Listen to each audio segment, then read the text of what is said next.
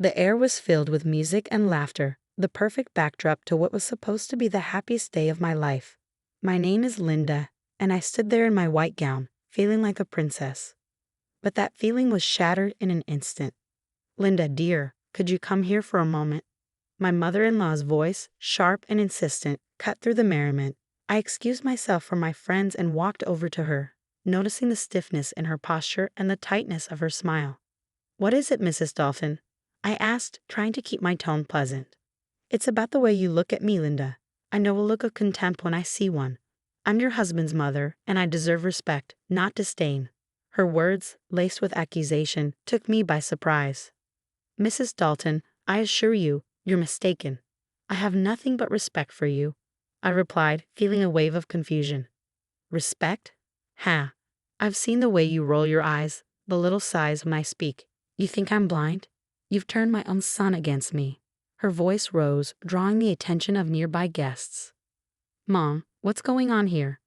My husband, Mark, joined us, his brow furrowed with concern. "Your wife, she's been disrespectful to me, always looking down on me. And today, on your wedding day, she's been the worst." Mrs. Dalton's voice broke, tears welling in her eyes. "Linda, is this true?" Mark looked at me, his expression a mix of disbelief and rising anger. "No, it's not true. I've done nothing of the sort," I said firmly, feeling a growing sense of injustice. "She's lying." "Mark, I'm your mother. Would I lie to you?" Mrs. Dalton sobbed, clutching his arm. In a moment that felt surreal, Mark's hand came up and struck my cheek in a stinging slap. The sound echoed in the sudden silence, and I stood there, hand to my reddening cheek, as the room full of guests stared in shock. "How could you?" I whispered, not to Mark or Mrs. Dalton, but to the universe that had allowed this to happen.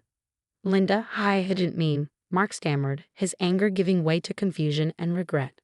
"No, you show me exactly who you are," I said, my voice steady despite the turmoil inside me.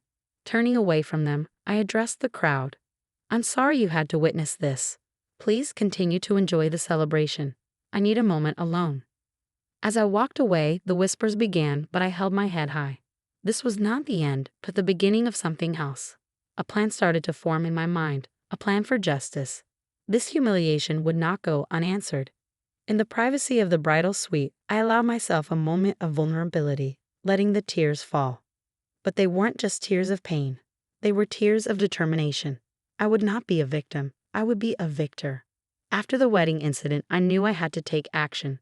The first step was to gather undeniable evidence. I reached out to a private investigator, Mr. Grayson, known for his discretion and effectiveness.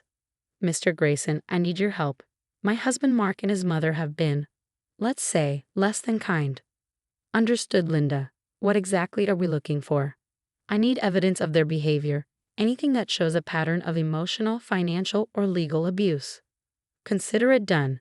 I'll start with surveillance and background checks. I'll dig into their pasts, finances, everything." Armed with my mission, I began recording my conversations with Mark and his mother, every phone call, every encounter. I needed all the evidence I could get. In the midst of this, I found solace in my friend Sarah. "Sarah, I don't know how I'd get through this without you." "You don't have to, Linda. I'm here for you always." "So what's the plan?" "I'm collecting evidence. Mr. Grayson is helping too. I want to expose them for who they truly are." "Be careful, Linda. They won't see this coming and they'll be furious." "I know, but I couldn't let them get away with it."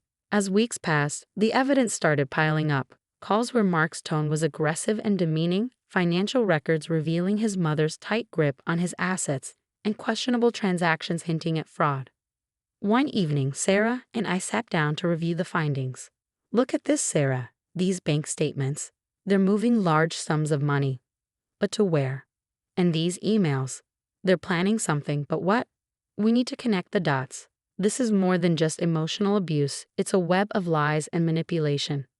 "Linda, we're onto something big here," Sarah said, her eyes wide with realization. The more I delved into the evidence, the clearer the picture became. Mark and his mother weren't just toxic. They were involved in deeply unethical, possibly illegal activities. "Sarah, I think they're embezzling funds from Mark's company. These documents, they're incriminating." "Linda, this is serious. You need to be cautious. They won't take kindly to being exposed. I know, but I can't back down, not now. The evidence was overwhelming, not just of their cruelty, but of their criminality. It was time to make a plan to bring them to justice and reclaim my life. Sarah, I'm going to expose them publicly. Linda, that's risky, but if anyone can do it, it's you. With Sarah by my side and the evidence in hand, I felt a renewed sense of purpose. I wasn't just fighting for myself anymore. I was fighting for justice. The next step was clear. I had to bring their actions into the light. It was time for the world to see Mark and his mother for who they truly were. I organized an event under the guise of a big announcement, inviting friends, family, and subtly, a few media contacts. The venue was lavish, the atmosphere buzzing with anticipation. Thank you all for coming. I know you're curious about the big news. I began, my voice steady, my demeanor calm. Mark and his mother, Mrs. Dalton, stood beside me, beaming, unaware of the storm about to break. Linda, darling, we're so proud of you. Whatever the announcement, we support you, Mark said, his words dripping with insincerity. I've gathered you all here to share some important truths about my marriage and the Dalton family. I paused, gauging the crowd's reaction. Truths? Linda, what are you talking about? Mrs. Dalton's voice quivered with a mix of confusion and fear. I'm talking about the abuse, the lies, and the illegal activities that have been going on behind the scenes. The room fell silent, the air thick with tension. Linda, have you lost your mind? Mark's face turned a shade of red, his anger barely contained. Quite the contrary, Mark. I've never been more sane or more sure of what I need to do. Exhibit A, I gestured to the screen behind me, where a video started playing, a recording of one of their heated, abusive conversations. The crowd gasped, murmurs growing louder. Mrs. Dalton's face paled, her hands trembling. This is just the beginning. These documents show financial irregularities, embezzlement, and fraud. I held up a folder filled with incriminating evidence. You can't do this, Linda. You're ruining everything. Mark's voice was a mix of plea and threat. I'm not ruining anything. I'm exposing the truth, a truth that everyone needs to see.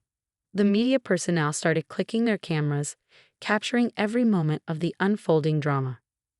Linda, please, let's discuss this privately. Mrs. Dalton's voice was barely a whisper, her facade of control shattered. No, Mrs. Dalton, no more private discussions. The time for hiding is over.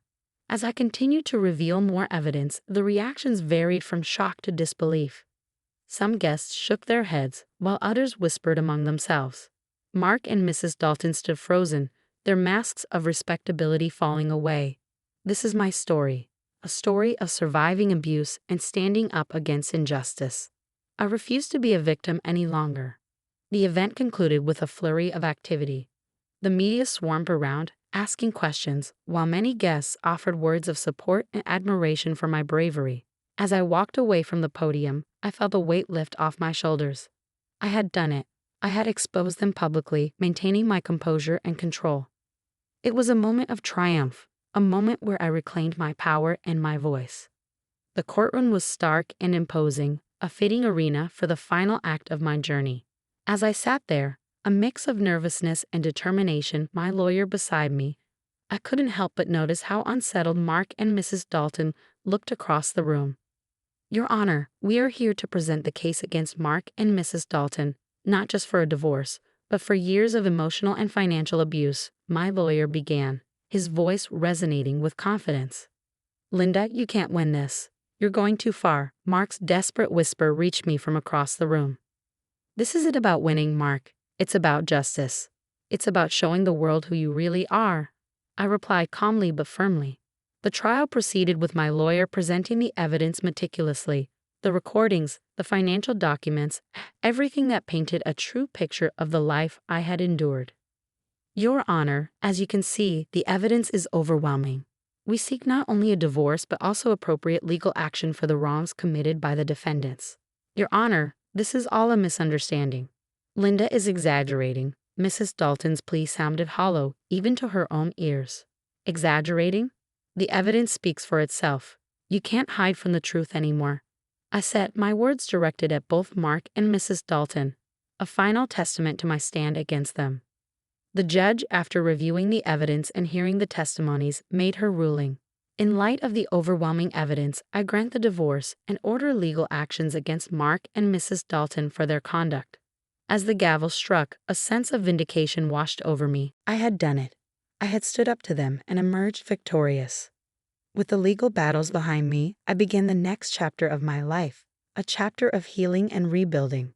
I found a small, peaceful place in the countryside, a stark contrast to the chaos of my past life.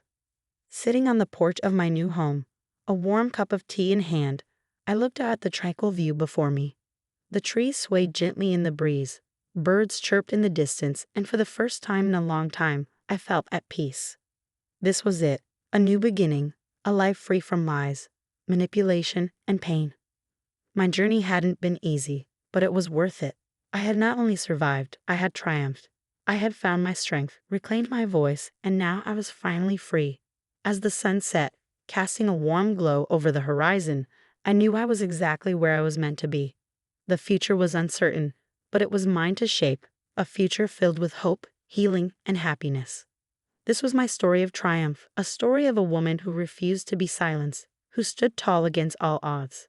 This was my closure, my victory. The story of Linda's journey has reached its conclusion.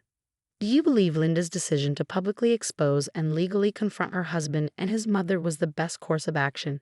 Could there have been a different way to handle such a situation? Share your thoughts in the comments below.